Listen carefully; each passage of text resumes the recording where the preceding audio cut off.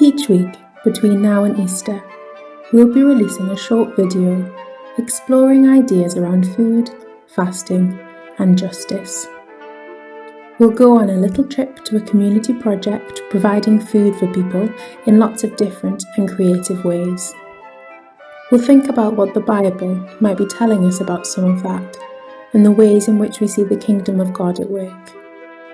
And we'll also ask ourselves what we, as individuals, as church folks, and as members of our communities, might be able to do this Lent and going forwards to see that everyone has enough.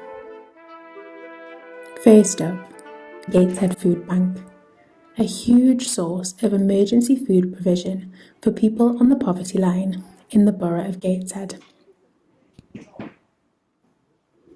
As many of you know, Gateshead Foodbank is part of the Trussell Trust network of food banks, with more than 1,200 food bank centres in the UK. Gateshead Foodbank usually has 3 distribution centres across the borough, where folk can visit up to 3 times a year to get food to see them through a time of crisis. However, since lockdown, there has been a different model. The footage you see here is from the warehouse, where all the food that is donated to Gateshead Foodbank is processed. In normal times, this would then be distributed to 3 distribution centres, one in the centre of Gateshead, one in Trinity Methodist Church in Blaydon, and the third in Birtley Methodist Church in the south of Gateshead.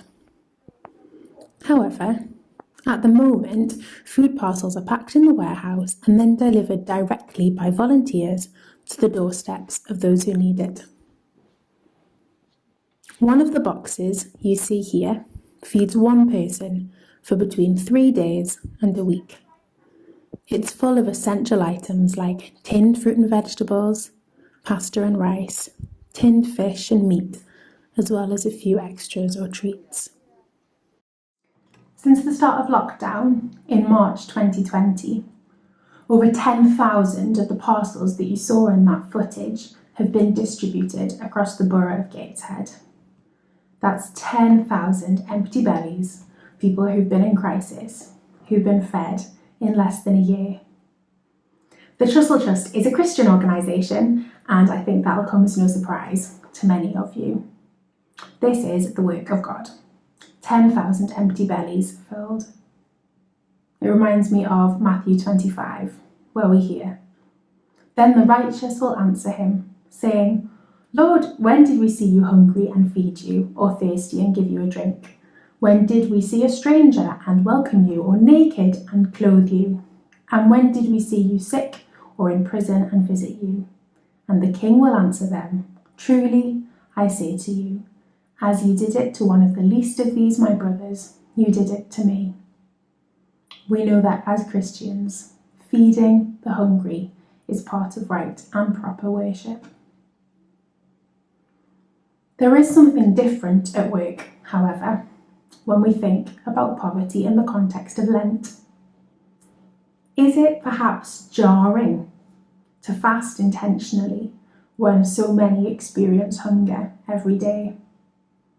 Does it sit uncomfortably that Lent is in contrast to the fact that many of us experience plenty all year round? I would argue that this feeling of discomfort is a really important place to start this series of Lenten videos exploring food, fasting, and justice. I think that when we feel discomfort in our spiritual practices, God is probably at work, asking for us to seek the kingdom, not easy answers, but looking for kingdom values. What would it look like to see the kingdom of God flourishing in the communities in and around our circuit? Well, for starters, I think we see kingdom values in the great work of the food bank.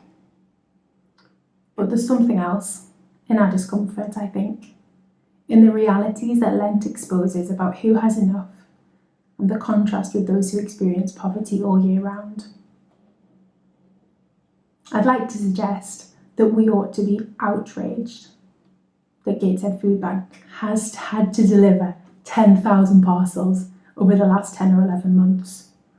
That we ought to be outraged that in one of the richest countries of the world, poverty is still so widespread and ubiquitous that we almost forget that it exists and forget to be angry. Perhaps we need to take the discomfort we find in our spiritual practices and turn these into action. Turn it into seeking rivers of justice for those living below the poverty line in a world where there actually is enough. Each week I'm going to end these Lenten videos with a challenge. And for our first week, I'm in fact going to kick us off with 2 challenges. The first is, what can you do to support Gateshead Foodbank? Perhaps it's to pray for its continued work. Perhaps you could donate some food, and I will leave details of how to do that alongside this video, or even to donate financially. And the second challenge is perhaps more difficult because it requires our hearts and it requires our heads. Can we ask ourselves this week and this Lent, what can we do to act for justice so that food banks won't need to exist in the future? A good place to start might be the Reset the Debt campaign being run by the Methodist Church and other denominations of churches. The campaign is asking the Chancellor of the Exchequer to hold a year of jubilee for the household debt that's been accumulated by so many people on the poverty line because of the pandemic. Again, I'll attach the details to this video where you can read more about the campaign and find out how to take action and write to your MP, helping to turn the tide towards justice. This Lent, my prayer is that we all might feel some spiritual discomfort as we journey together towards Holy Week and to the cross. And as such, I think it would be very appropriate to end with this Franciscan blessing, which many of you will recognise. May God bless you with discomfort at easy answers, half-truths and superficial relationships, so that you may live deep within your heart. May God bless you with anger at injustice, oppression and exploitation of people, so that you may work for justice, freedom and peace. May God bless you with tears to shed for those who suffer pain, rejection, starvation and war, so that you may reach out your hand to comfort them and turn their pain to joy. And may God bless you with enough foolishness to believe that you can make a difference in this world, so that you can do what others claim cannot be done. Amen.